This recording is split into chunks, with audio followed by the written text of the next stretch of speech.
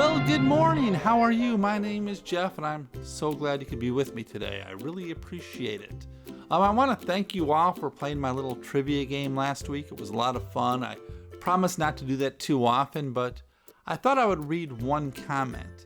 You see, I told the story of me being late for work, and there was a traffic accident and stuff. And anyway, Tom, a longtime viewer, wrote, I've only watched the first 2 minutes so far, and I find myself hoping your boss and your boss's boss didn't watch your channel because they would know the reason you were late the other day had nothing to do with the accident.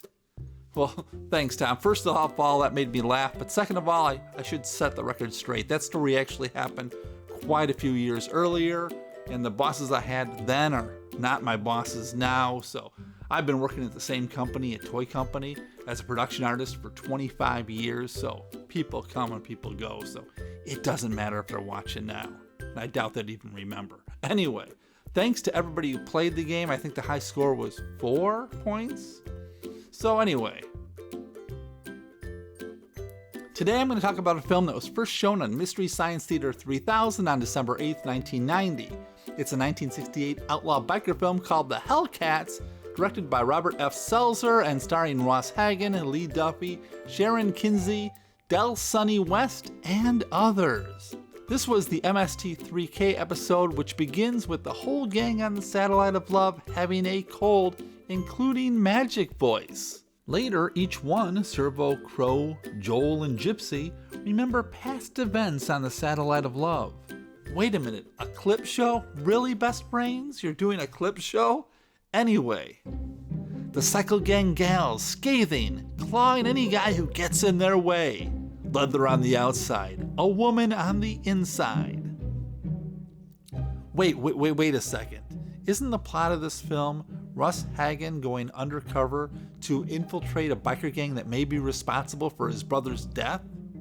Do you think the makers of that poster actually saw the movie before they made the poster? My guess is yes, they did, but they thought that's way too boring for a movie poster, so they went with sexy women instead. That's just my guess. Anyway, for those new to the show, while I'm talking about a film that was first shown on Mystery Science Theater 3000, I'm more talking about the film itself and not so much about Joel and the bots, though there'll be a little at the end. And by the way, if you want to see this film, there's a really good copy at archive.org that you can watch or download for free. And it's a lot better version than what was actually shown on Mystery Science Theater 3000. Anyway, the making of this film starts with Anthony Cordoza. Cordoza lived from 1930 to 2015. He had been a sergeant gunner in the Korean War and was highly decorated. He was a welder before he met the one and only Ed Wood. In an interview with B-film historian Tom Weaver, he said, I met Ed through a kid I knew in Connecticut, a guy who had moved out here and was putting himself through college. He got a job as a Fuller brushman, and that's how he met Ed. When I moved out there, I had him as a visitor, and he said, I know this guy who's a producer. Geez, you can double your money back in like a month. I said, that's a good deal, and I got sucked in, he laughed. Tony invested all his money in Ed Wood's Night of the Ghouls, and he never got his money back. But soon he started going to film school where he learned music, writing, film editing, and more. Soon, Coleman Francis gave Tony a call. He said, he called me from nowhere, from out of the blue, Tony said. I didn't know where he got my number. I never did find out. But he called me and he said, I understand you know Tor Johnson. Can I get him for a movie? At the time, Tony was still welding at night and learning the movie business during the day. Tony was a producer on all 3 of Coleman Francis's films, Beast of Yucca Flats, The Skydivers, and Red Zone Cuba, but after Red Zone Cuba, the two had a falling out. He felt he had been doing all the work, all the editing and trying to sell the picture, and while Coleman didn't do much of anything.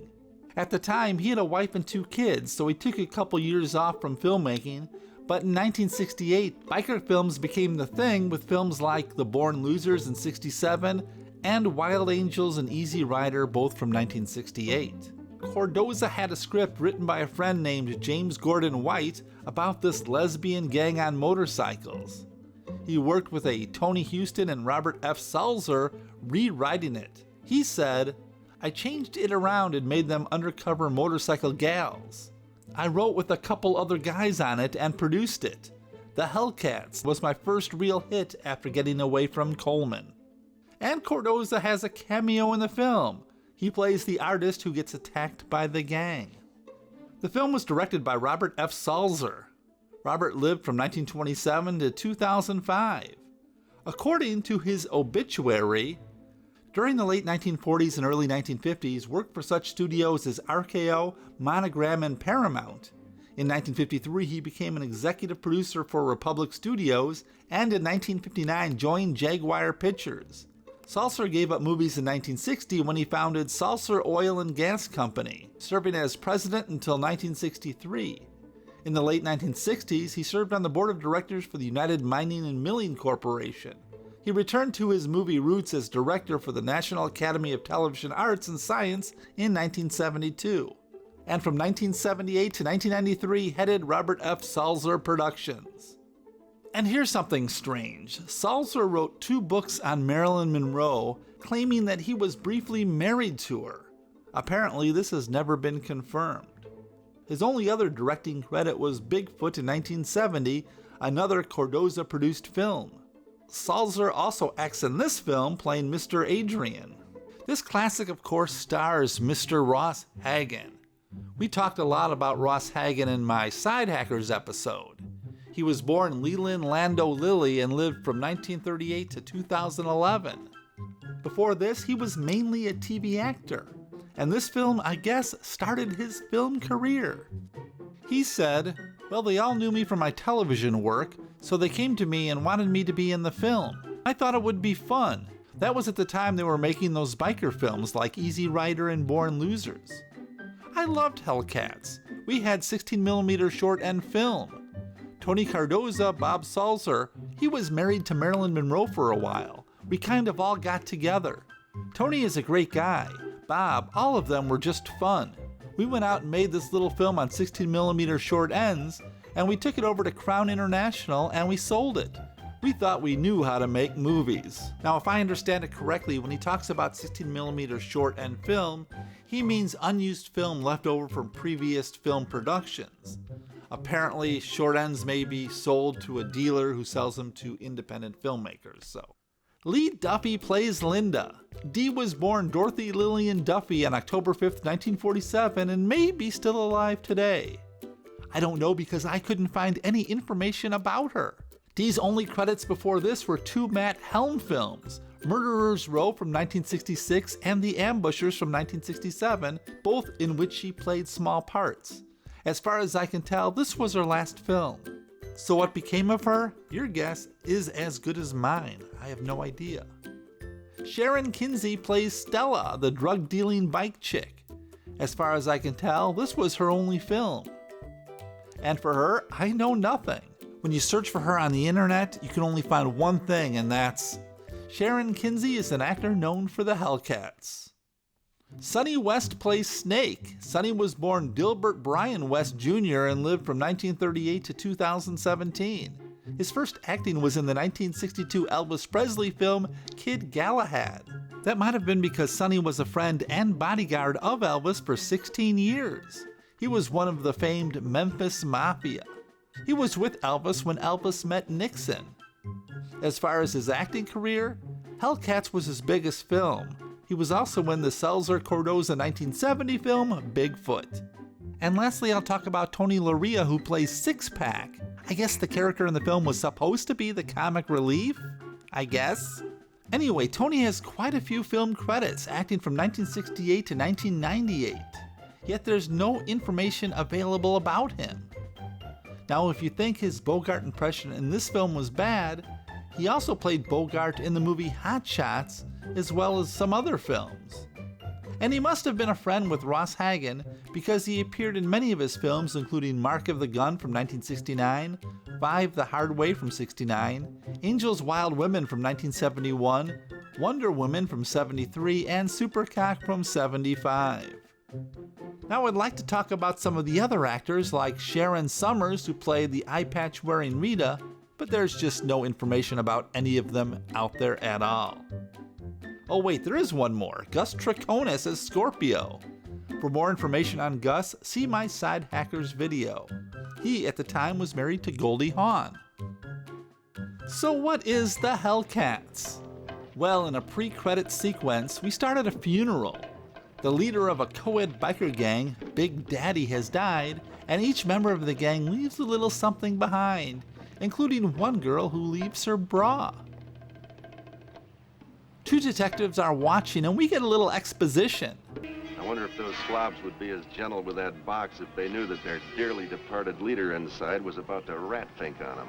It seems the dead man was just about to inform on his gang to the authorities when he was killed. And we meet Mr. Adrian, the drug-dealing bad guy. He's also the director of the film, by the way. Have Dean tell Sheila the next pickup's tomorrow at Scorpio's. And we learn that Snake is taking over. Man, what are we gonna do now that Big Daddy's snuffed? Don't worry about it, Six-Pack. We got us a new leader. Yeah, man? Who? Me, baby. Me. Now that that's over, we can get into the opening credits. Now I must stop here for a moment because as we go into the opening credits, we are treated to a song that just doesn't belong in a 1968 biker film. Hellcats parading down the street. Hellcats shocking everyone they meet. They turn the town upside down. Don't mess around. In fact, most of the music in this film is so highly inappropriate for the type of film this is, it makes it hard to take the film seriously. A song like this belongs in a summer beach party film. Anyway, I'll talk more about the music later. Right now, let's get back to the film. It seems that Mr. Adrian uses the biker gang to bring illegal narcotics into the USA from Mexico. Mr. Adrian is concerned about a detective, Chapman. We also learn that Robert L. Salzer isn't an actor. What do you hear from the good detective Chapman? He's got us uptight. Cut to a romantic afternoon with this detective Chapman and his fiancée Linda. It's an afternoon that just doesn't end well.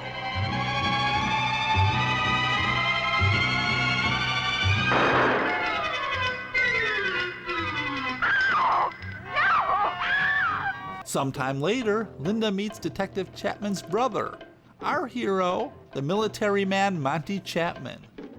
At first, Monty doesn't know what to do, but then he gets an idea.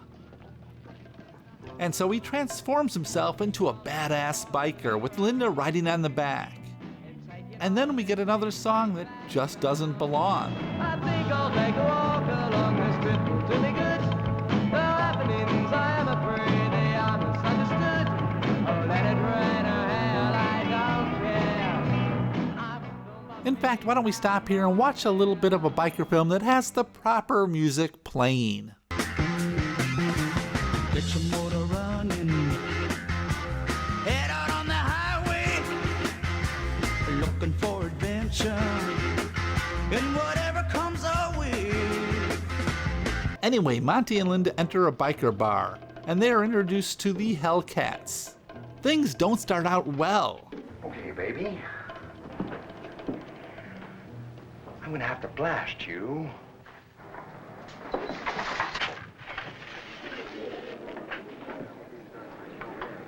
Hey, man. I didn't see you, man. And aren't we all laughing? And so he gets in with the gang, and it's time to party! To another silly pop song. I go out when the moon is right and the stars are shining bright. And then I take my baby's hand and tell her that I'll always be a man. 'Cause I can't take a chance, I'm losing my baby. Now I could be wrong, I've never been in a biker gang, but I have my doubts that this is the way a 1960s biker gang behaves.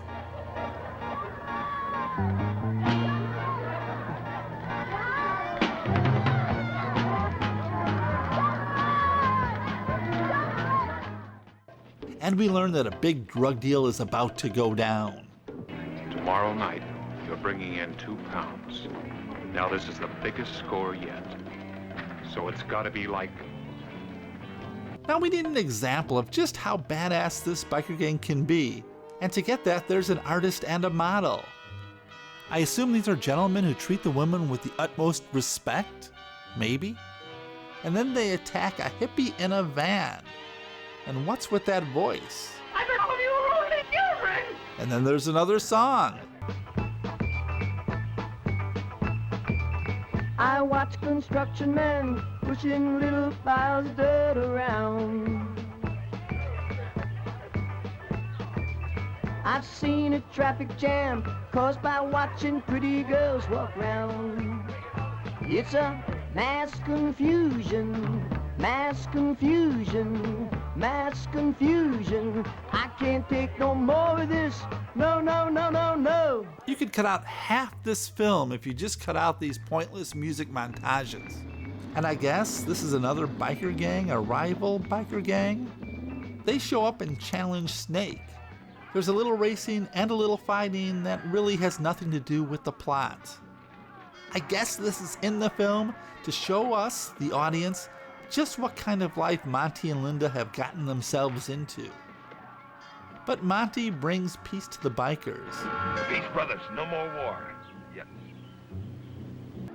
But then we have a test of courage or endurance or strength or something. I really don't know what the point of this is. 14, 15, 16! But Monty wins the stretching competition, so he gets to have sex with Sheila. Linda isn't happy about that, but she refuses the advances of another biker.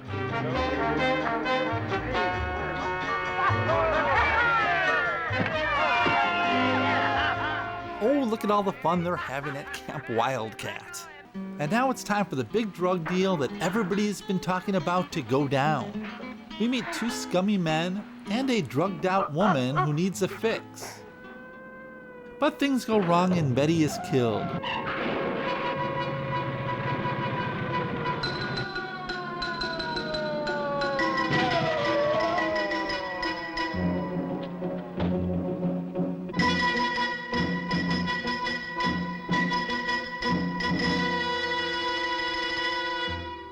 You know, I wasn't even aware that there was a character named Betty, but the gang seems pretty upset by the news.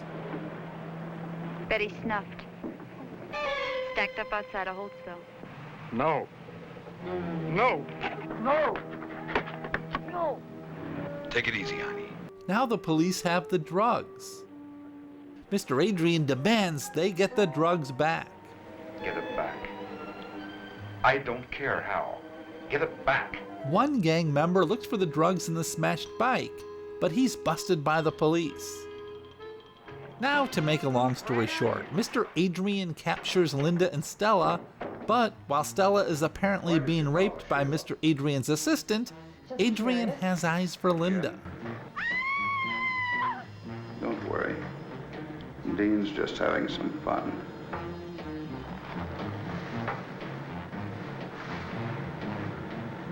You are a pretty thing. The gang is still bummed about Betty. Monty is captured and tortured. Luckily, he's tied up with Stella in a room with power tools just laying on the floor. And it's Monty to the rescue. But he fails.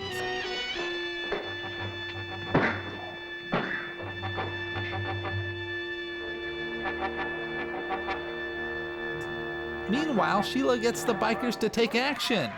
And it turns out the bartender is on Adrian's side, but he pays for his betrayal.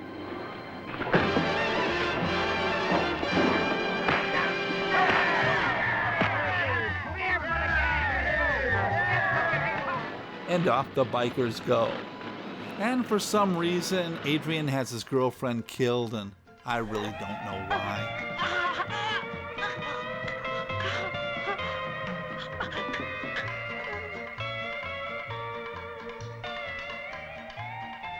They all end up at the docks.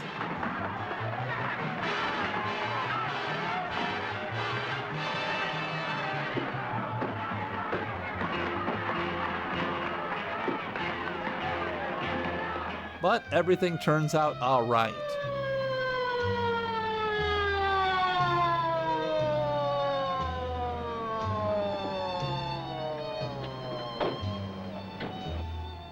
And in the end, Ross says goodbye to Linda, but not to his bike. Hey, what are you going to do with that thing? Keep it. I like it. Come back, Monty.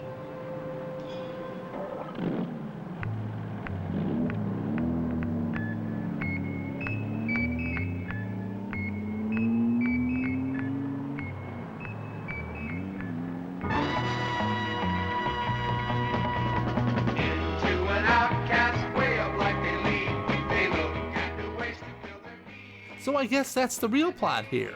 How a man and a motorcycle found love in a mixed up crazy world. And we go back to a pop song. Now let's talk about the songs in this movie. Most of the pop tunes are from a band called Davy Jones and the Dolphins. Hey, Davy Jones, before the monkeys. Oh, you no, like it's Animal not. Yes, it is. No, Crow, not that Davy Jones. The band was from Connecticut and they formed around 1958. The band's leader, Davy Jones, is really David Liska. And while I'm sure they're a bunch of fine musicians, by 1968 their style of music had really come and gone. But let's listen to one of their tunes from 1961 called Annabelle Lee.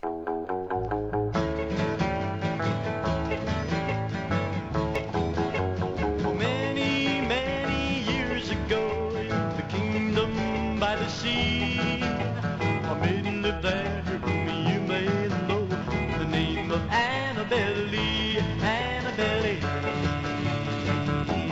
Annabelle Lee, Annabelle Lee.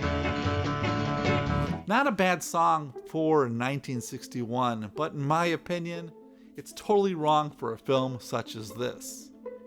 There was also music by a band named Somebody's Children, and a lot of incidental music by a fellow named Robert Mercy.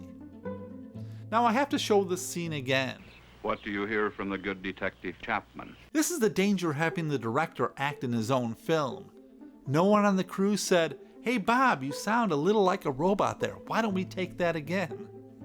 Now I have to say that in both Ross Hagen films we have talked about, this one is a little more enjoyable than the Side Hackers, and that isn't saying a lot. While Side Hackers was doomed from the start, this film had a little something to it. I mean, the idea for the film wasn't that bad.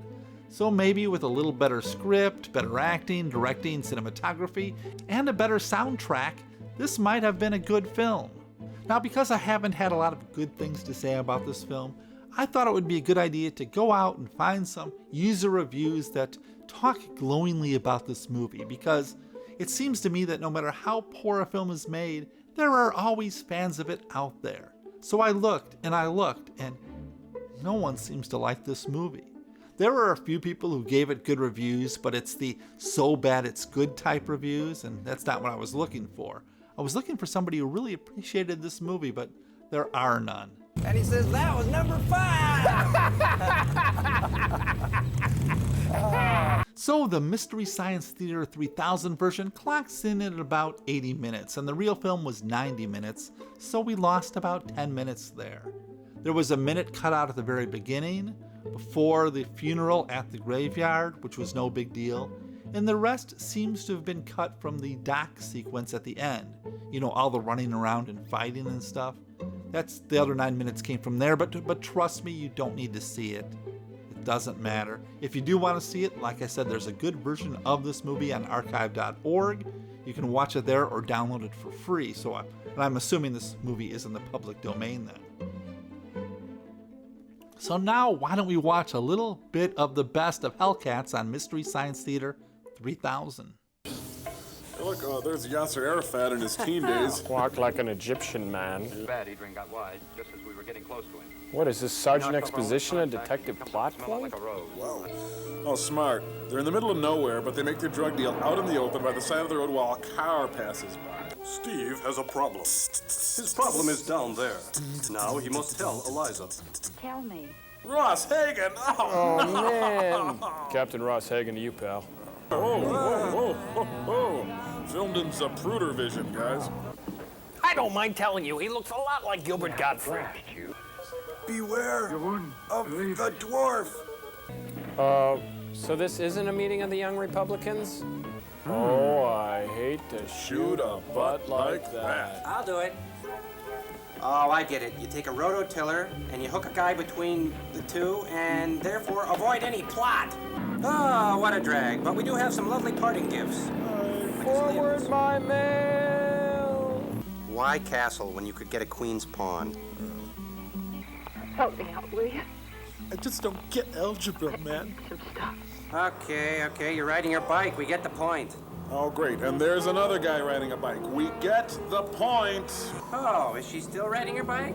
Good. For a minute, I was afraid the director wasn't going to make that clear enough. Oh, focus. Focus. Focus. Oh, I'm tripping. Bump, bump, bump, bump, bump, bump. Your chick was killed. Your chick was killed. Somber. What's going on? I don't know. I'm lost. Cut and print it. Beautiful people. That's good. Let's break for drugs. Lunch. Come on, Ting Gang. Monkey pile and the fat guy. Everybody loves Hey, please, kids, take it easy. I'm reading for a Jack Weston type role tomorrow. Well, I guess that's it. Let me know if you're going to marry another one of my brothers. Hey, hear that? The bike song.